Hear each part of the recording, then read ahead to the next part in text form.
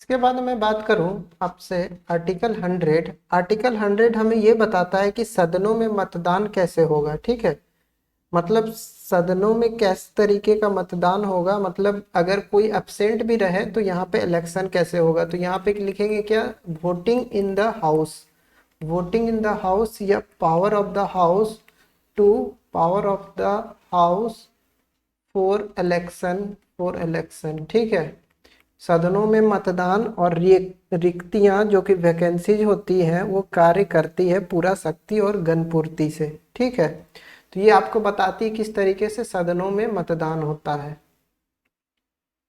और आर्टिकल 85 आपको क्या बताता है, session of the parliament. Session of the parliament, कितना सेशन होता है पार्लियामेंट का, 3 सेशन होता है। कौन कौन, बजट सेशन एक, ठीक है, फिर उसका मॉनसून सेशन होता है और एक विंटर सेशन होता है। ठीक है, विंटर सेशन को ही बजट सेशन बोलते हैं। ठीक है, बजट सेशन, मॉनसून सेशन और एक और सेशन समर सेशन होता है। ठीक है, इसके बाद हम लोग बात करें आर्टिकल हम लोग 100 हमको क्या बताता है, सदनों में मतदान यानी voting in the house, voting in the house. और आर्टिकल 85 हमको ये बताता है कि session in the parliament, session in the parliament, parliament में कितना सेशन होगा। जैसे अब आपको मालूम होगा पार्लियामेंट में 3 सेशन होता है। कौन सा, बजट सेशन, फिर मॉनसून सेशन और एक विंटर सेशन।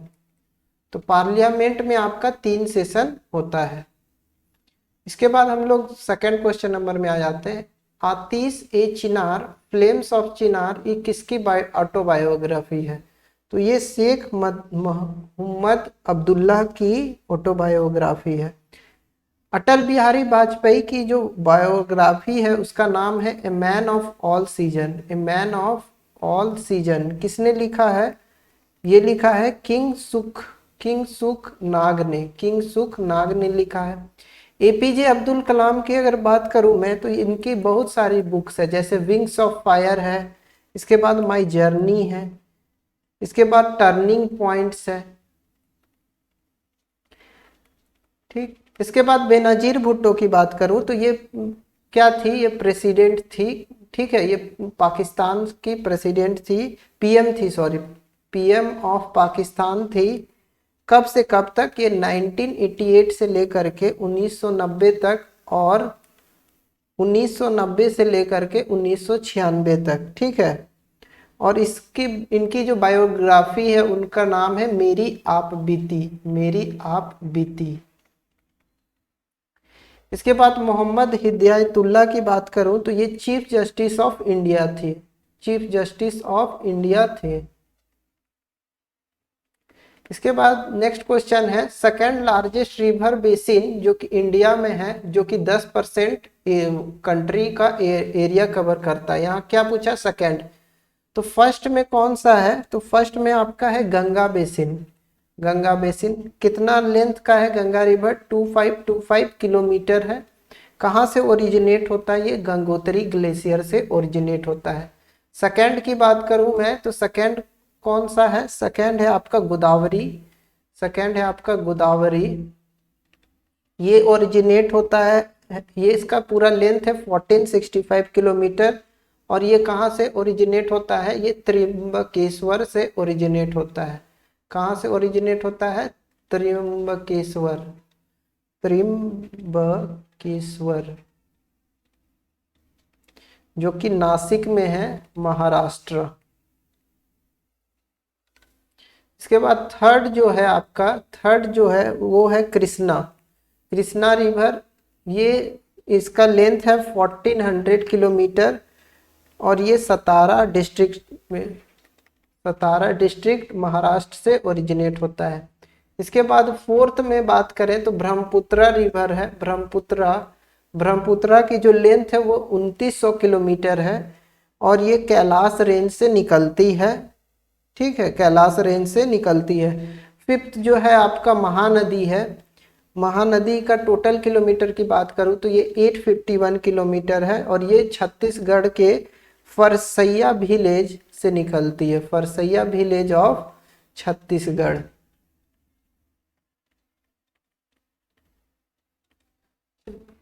इसके बाद नेक्स्ट क्वेश्चन है, on computer which unit is responsible for the processing data. ठीक है, कौन सा डाटा करता है, तो आप जानते होंगे central processing unit. Hard disk कैसा है, ये सारे कैसे हैं, इनपुट आपका इनपुट डिवाइस है। ठीक है, हार्ड डिस्क जान रहे हैं आप लोग, जहाँ पे डाटा स्टोर किया जाता है।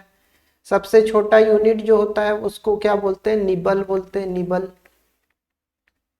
रैम होता है रैंडम एक्सेस मेमोरी। और रोम क्या होता है, read only memory, read only memory.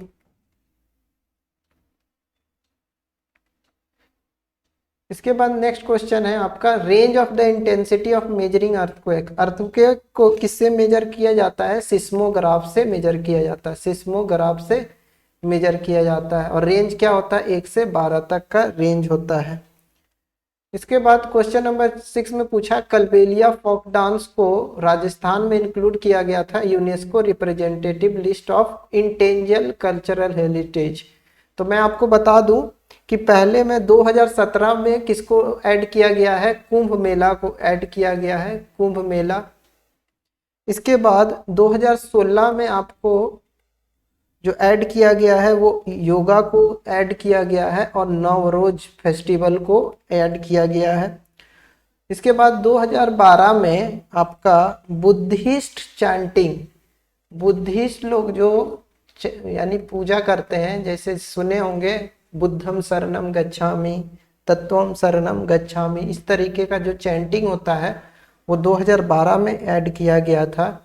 उसके बाद 2010 में आपका छाऊ डांस को ऐड किया गया था, छाऊ डांस को ऐड किया गया था, साथ में ही कलबेलिया फोक डांस को ऐड किया गया था।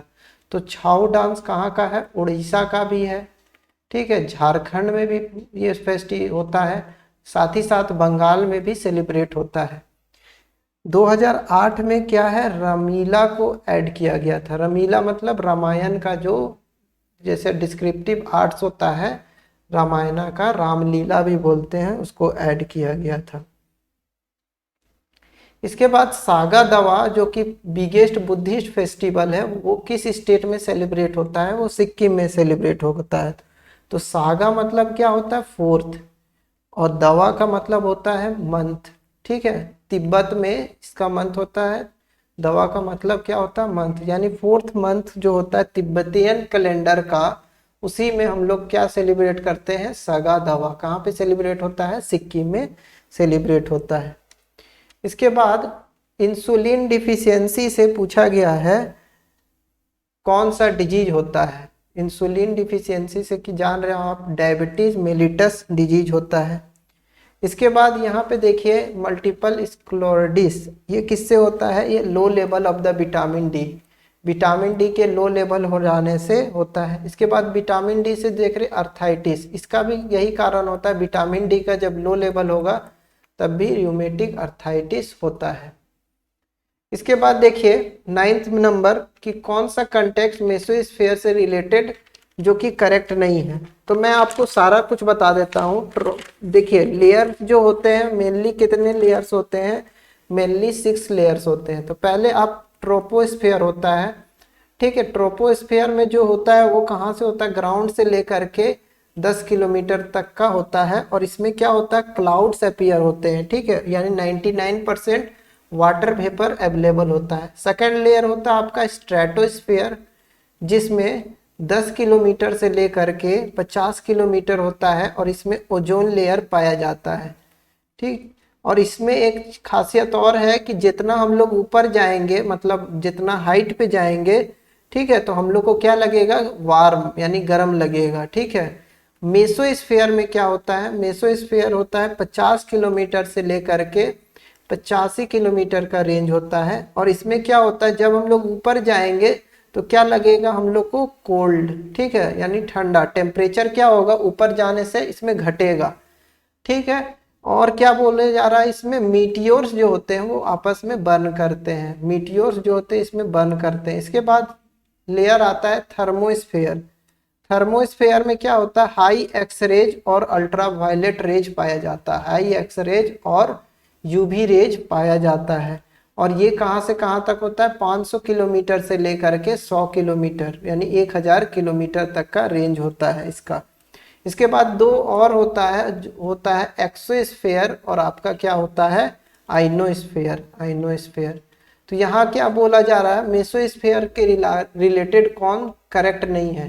तो देखिए स्ट्रेटोस्फेयर के ऊपर होता है, स्ट्रेटोस्फेयर के ऊपर होता है मेसोस्फेयर, सही है। अगर हम लोग टेम्परेचर बढ़ाएंगे तो इंक्रीजिंग हाइट, मतलब हाइट बढ़ाने से क्या हो रहा है, टेम्परेचर यानी कि क्या होता है, बढ़ते जाता है। ऐसा सिर्फ किस में होता है, ऐसा आपका होता है स्ट्रेटोस्फेयर में, ना कि मेसोस्फेयर में। तो ये रॉन्ग हो जाएगा, ठीक है। मेटोराइट्स जो होते हैं वो बर्न करते हैं इसमें मेसोस्फेयर में, ये सही सेंटेंस है। और ये थर्ड लेयर होता है, देखिए फर्स्ट सेकेंड और ये थर्ड लेयर होता है। इसके बाद पूछा गया था बामी द्विपति साई किससे रिलेटेड है, तो ये बैडमिंटन से रिलेटेड है। पंकज अडवाणी को IBSF वर्ल्ड बिलियर्ड्स चैंपियन कितने बार मिला है, 22 बार मिला है। और ये लगातार चौथी बार जीते थे। 2020 में IBSF वर्ल्ड बिलियर्ड्स चैंपियनशिप 2019 में हुआ था। तो ये करंट अफेयर से रिलेटेड सवाल लाए थे। इसके बाद देखिए ये इंपॉर्टेंट क्वेश्चन है, कौन से यानी किन्हें जाना जाता है इंडियन नेशनल फ्लैग होस्ट करने के लिए ग्वालियर टैंक मैदान में बॉम्बे में क्विट इंडिया मूवमेंट के तहत। तो किनको जाना जाता है, अरुणा असफ अली, ठीक है। ये क्या थे, ये फायर ब्रांड भी बोला जाता है, fire brand of the quit India movement, ठीक है। क्योंकि आज़ादी तो मुझे एक आदमी से नहीं मिली थी, 1% सबका सहयोग था, तो इनका भी बहुत ज़्यादा सहयोग था। तो क्विट इंडिया मूवमेंट के ये क्या थी, फायर ब्रांड थी। और इन्होंने 1928 में एक मुस्लिम व्यक्ति असफ अली के साथ शादी किया था, ठीक है। उसके बाद इनको घर से निकाल दिया गया था। देखिए इसके बाद है कनक लता बरुआ, लक्ष्मी सहगल और भिकाजी रुस्तम कामा। तो कनक लता बरुआ को मैं बात करूं तो इनको शॉट यानी कि इनको गोली मार दिया गया था पुलिस आर्मी के तहत। और इन्होंने क्या किया था, नेशनल फ्लैग होस्ट किया था, कहाँ पे, क्विट इंडिया मूवमेंट में। इसके बाद लक्ष्मी सहगल जो थी वो नेशनल यानी कि ऑफिसर थी, किसमें, नेशनल आर्मी में ऑफिसर थी। साथ ही साथ ये क्या थी, मिनिस्ट्री ऑफ ह्यूमन अफेयर्स में क्या थी, ये आज़ाद हिंद गवर्नमेंट में थी, आज़ाद हिंद गवर्नमेंट में। भिकाजी रुस्तम कामा जो थी ये Indian national flag first host की थी, कहाँ पे, स्टटगर्ट जर्मनी में होस्ट की थी। कब की थी, 22 अगस्त 1907 में होस्ट की थी।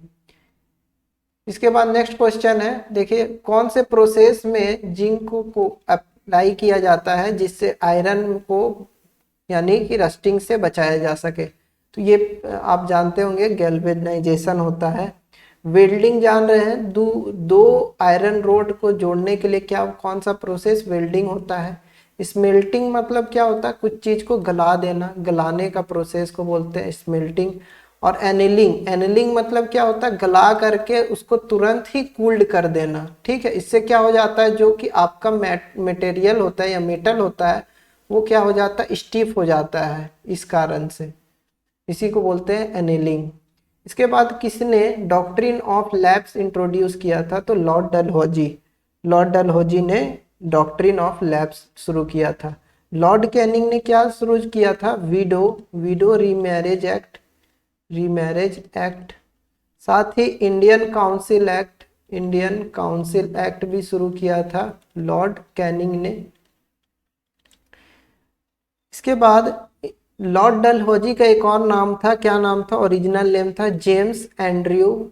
ये पूछा जा सकता है एग्जाम में, जेम्स एंड्रयू ब्राउन रामसे, ठीक है, जेम्स एंड्रयू ब्राउन रामसे इनका नाम था। लॉर्ड वेलेस्ली ने क्या किया था, सब्सिडरी अलायंस चलाया था। इसके बाद लॉर्ड लिटन ने क्या, आर्म्स एक्ट चलाया था, आर्म्स एक्ट कब, 1878 में। और रॉयल टाइटल एक्ट कब चलाया था, 1876 में। साथ ही साथ वर्नाकुलर प्रेस एक्ट भी चलाया था 1878 में। और इसी ने क्या किया था, सिविल सर्विसेज में जो 21 साल का एज होता है उसको घटा करके 19 साल एज कर दिया था, मिनिमम एज। इसके बाद 15 नंबर में देखिए, on 2 December who become the first female pilot of the Indian navy, तो शिवांगी बनी थी और ये वाराणसी उत्तर प्रदेश की है। भावना कांत की बात करूँ तो ये फर्स्ट पायलट थी कहाँ पे, इंडियन एयरफोर्स में, ठीक है, इंडियन एयरफोर्स की।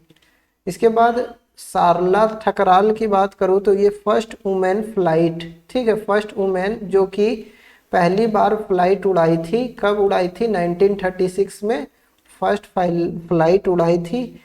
और ये कौन सा फ्लाइट उड़ाई थी, नाम था GYPSY, Gypsy moth solo, Gypsy moth solo पहली फ्लाइट उड़ाई थी। इसके बाद पुनीता अरोड़ा की बात करूं तो ये फर्स्ट वुमेन थी जिनको यानी कि सिविल यानी कि इंडियन नेवी में क्या क्या मिला था, 3 स्टार रैंक से प्रमोट किया गया था। पहली महिला थी इंडियन नेवी में जिनको 3 स्टार रैंक से प्रमोट किया गया था, ये सर्जन थी इंडियन नेवी में।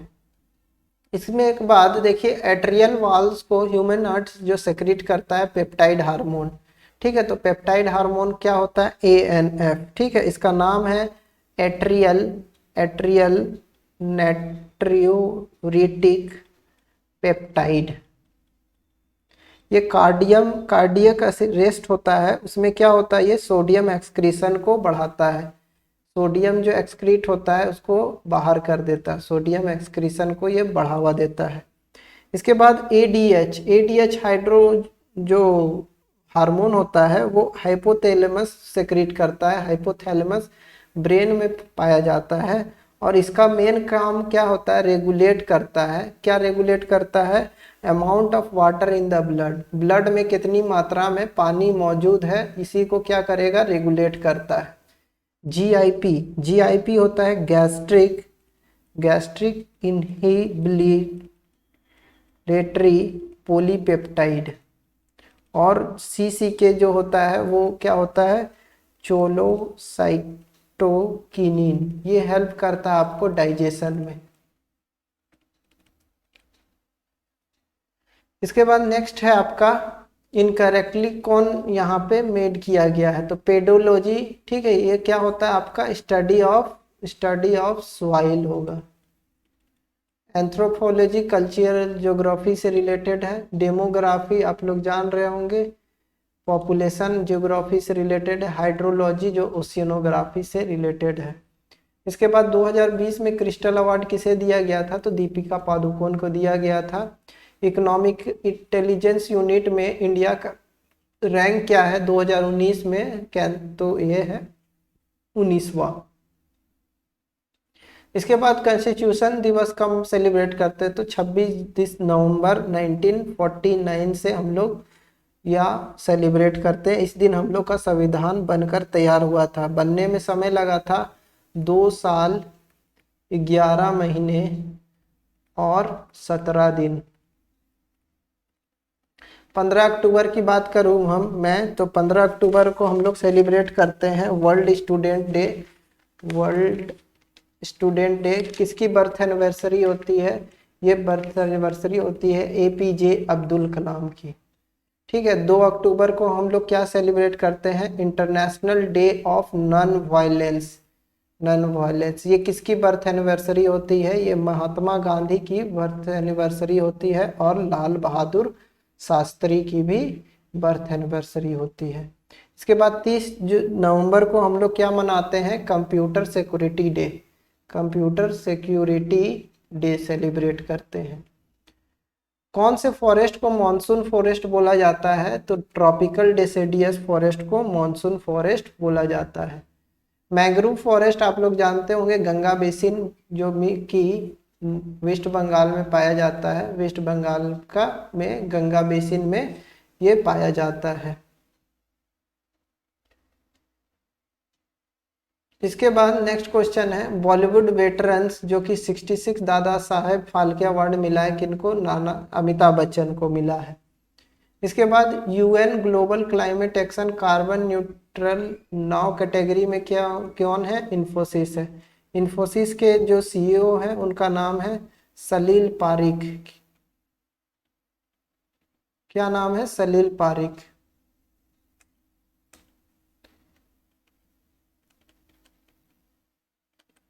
और विप्रो के जो सीईओ हैं वो है थियरी डेला पोर्टे। ठीक है, और इनका फाउंडर जो थे वो प्रेम जी, एएच प्रेम जी थे। इसके बाद कौन सा प्लेयर को सर गारफील्ड सोबर ट्रॉफी मिला है? ICC cricketer of the year Virat Kohli को मिला है।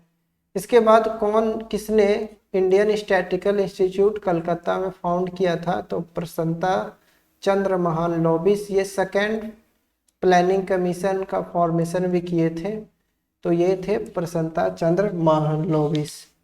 कैसा लगा सेशन जरूर बताइएगा। अगर आपको अच्छा लगा है तो जरूर बताइएगा। मैं और भी जितने शिफ्ट हुए हैं 12 मार्च के सेकेंड थर्ड और 36 शिफ्ट का इसी तरीके का डिटेल्ड एनालिसिस आपके सामने लेके आऊँगा। वीडियो अच्छा लगा है तो लाइक शेयर और सब्सक्राइब जरूर कीजिएगा चैनल को। Thank you, have a nice day.